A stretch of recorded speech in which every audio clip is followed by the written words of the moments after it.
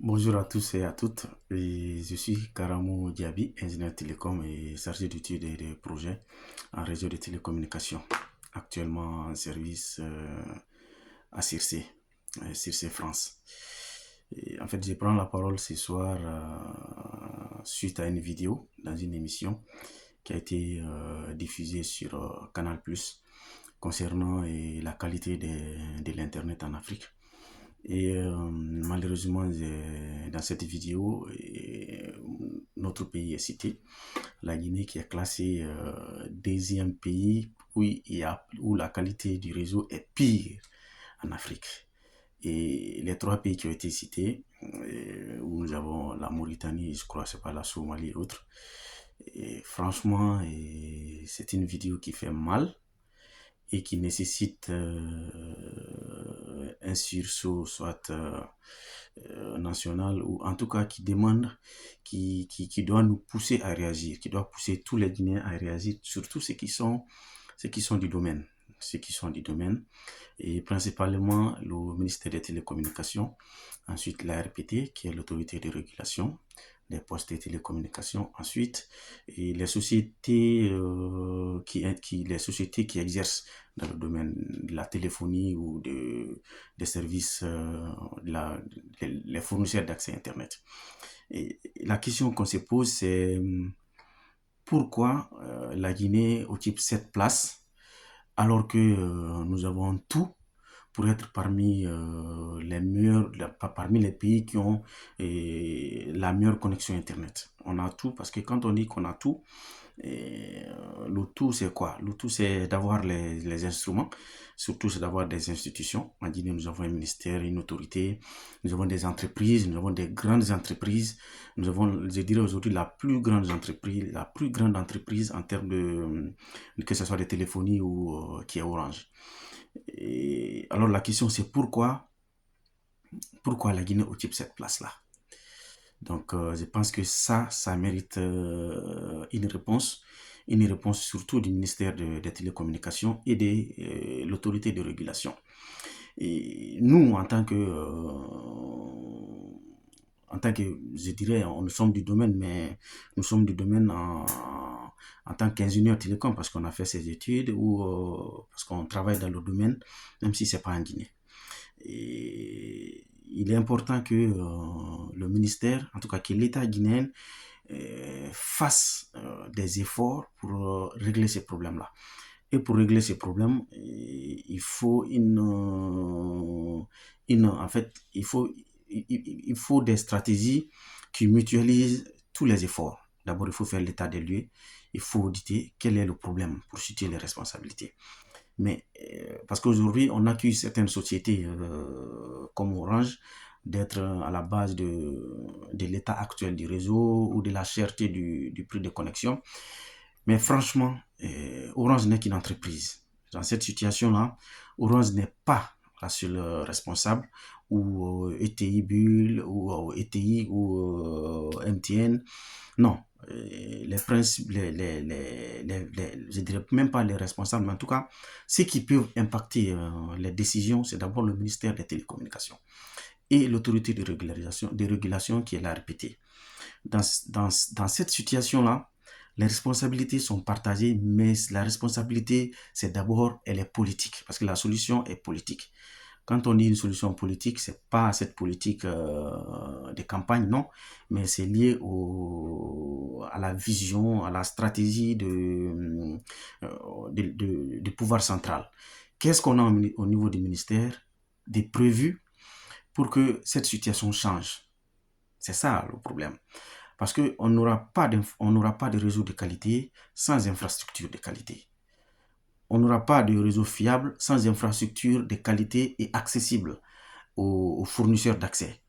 Donc aujourd'hui en Guinée, il y a un sérieux problème. Il y a une entreprise qui a été créée, mais sauf que cette entreprise aujourd'hui, les résultats espérés ne sont pas là. Je ne peux pas m'aventurer sur les raisons exactes de ce qui se passe à l'interne, mais sauf qu'on n'a pas de résultats. Le résultat, c'est quoi? Cette entreprise qui est la GEFO, la Guinéenne de la fibre optique, elle devait construire le réseau métropolitain. Le réseau métropolitain, ce n'est pas ça, c'est différent du réseau qui a été construit par la SOSEB. Parce que la SOSEB, la société du backbone national, elle a construit un réseau, je peux dire l'autoroute de la fibre optique. Mais ce qui est la distribution, le réseau de distribution, le réseau de raccordement dans les quartiers, ça ne relève pas de la SOSEB et ça ne relève pas de la GILAB. Parce que la GILAB, c'est l'atterrissage de la fibre, c'est la connexion entre la Guinée et l'extérieur. Donc la fibre optique qui arrive au niveau de la Guinée, ça c'est géré par la GILAB. Donc à l'intérieur du pays, c'est normalement les opérateurs d'infrastructure. Et en Guinée, on n'en a pas. Parce que quand on nous dit aujourd'hui qu'il y a la ZEFO qui construit les réseaux, la ZEFO qui est accusée par plusieurs responsables disant qu'ils n'ont pas accès aux infrastructures construites par la ZEFO. Et parce que la ZEFO est accusée de faire une partie prise, parce qu'elle est majoritairement, elle appartient à Mouna Internet. C'est une société qui a été mise en place par Mouna et EDZ. Donc, EDZ, parce que EDZ est l'opérateur d'infrastructure d'électricité. Donc, les poteaux de EDZ sont utilisés par l'entreprise pour faire passer les câbles, le réseau de fibre optique.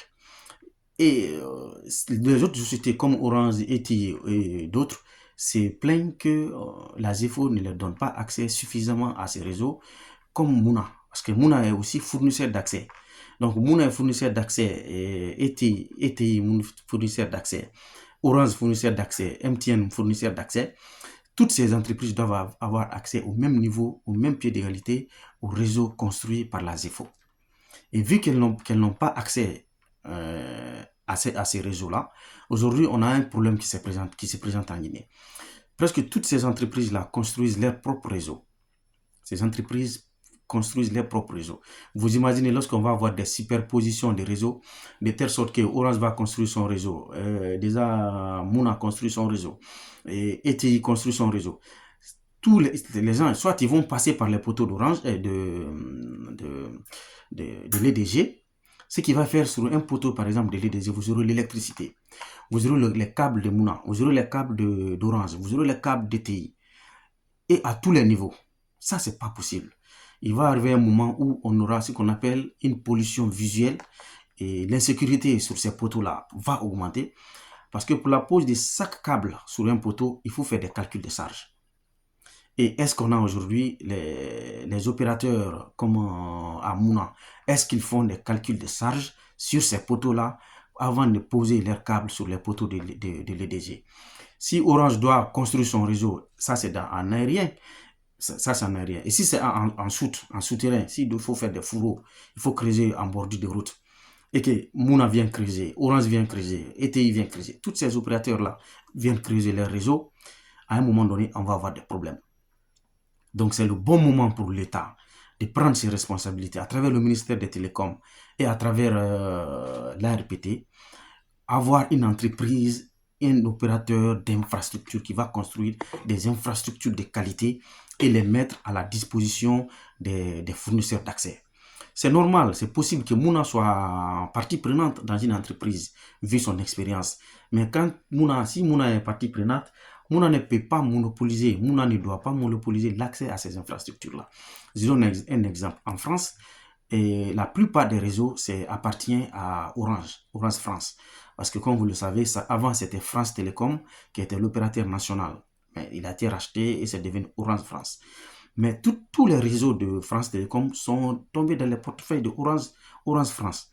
Aujourd'hui, vous aurez dans une ville où il y a Orange, il y a Free, il y a SFR, il y a Bouygues, il y a d'autres opérateurs.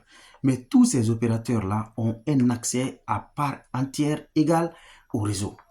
Vous louez l'infrastructure, vous faites des commandes d'accès, vous louez l'infrastructure, et chaque année, ou en tout cas, ils ont leur organisation pour payer l'infrastructure. Mais quand SFR a besoin de passer sur un réseau d'Orange, Orange ne peut pas refuser en France ici. Orange ne peut pas refuser parce qu'il y a l'ARCEP qui veille à ça, il y a plusieurs autres institutions qui encadrent la gestion de ces infrastructures-là, leur accès équitable. Pas de concurrence déloyale. Donc en Guinée, aujourd'hui, si on veut avoir un réseau fiable, un réseau d'Internet fiable, à un accès à un prix abordable, il faut d'abord que l'État ait le courage d'avoir une entreprise opérateur d'infrastructures métropolitaines qui a la capacité technique, financière ou en ressources humaines de gérer de manière impartiale l'accès au réseau qu'elle va construire. C'est après ça qu'on pourra parler de qualité du réseau, elle est fiable, il est fiable, il n'est pas fiable. Et c'est là où il va avoir l'importance de la concurrence. Parce que s'ils ont tous les opérateurs ont accès à l'infrastructure, maintenant la population a le choix d'aller vers n'importe quel autre opérateur, sur la base des prix, sur la base du coût, le prix du forfait. Mais aujourd'hui en Guinée, et peu importe l'opérateur que vous prenez, même si le service est fiable aujourd'hui, mais dans un mois, 2 mois, le service n'est pas fiable. Pourquoi? Parce que les infrastructures ne sont pas de qualité. Même le réseau mobile aujourd'hui, la qualité du réseau mobile repose sur l'infrastructure fixe. Il faut un réseau fixe fiable. Et ça, c'est que des réseaux à date, c'est que la fibre optique qui nous garantit la fiabilité, la stabilité des réseaux télécoms. Même si c'est mobile, il faut savoir que la plupart des sites, surtout en zone urbaine, ces sites sont reliés entre eux par la fibre optique. C'est ce qui fait que vous pouvez avoir de bonne qualité de 4G ou de 5G qui passent vite. C'est parce que les sites sont principalement reliés entre eux par la fibre optique. Mais s'il n'y a pas de réseau, aujourd'hui, si Orange doit faire son propre réseau pour relier ces sites, et qu'après, il y a d'autres structures, d'autres entreprises qui doivent faire encore leur propre réseau, des réseaux du génie civil partout, ça ne peut pas marcher. Il faut mutualiser les travaux, il faut mutualiser les infrastructures. Et cette mutualisation n'est possible que si l'État encadre le déploiement de la fibre optique. Donc, il revient à l'État, à travers le ministère, à travers l'ARPT, à travers toutes les institutions qui sont censées réguler ou accompagner le déploiement et la gestion des réseaux télécoms en Guinée. Donc, ça fait mal de voir son pays dans cette position et que nous avons des cadres compétents en Guinée et des cadres qui ont travaillé partout dans des grandes institutions et des cadres même qui sont en Guinée. Nous avons plein d'amis qui sont compétents en Guinée, qui sont capables de nous sortir de là un projet de déploiement des réseaux de fibre optique de qualité. Donc franchement, il est important que nos autorités prennent des décisions qui vont dans ce sens-là. Sinon, c'est honteux, c'est frustrant, ça fait mal de voir son pays en 2024 et être classé parmi ces 3 pays où la connexion est pire en Afrique. C'est dommage, franchement. C'était juste pour cette alerte-là et qui est vraiment alarmante. Donc, c'était ça. Je vous remercie et bonne soirée chez vous. Merci.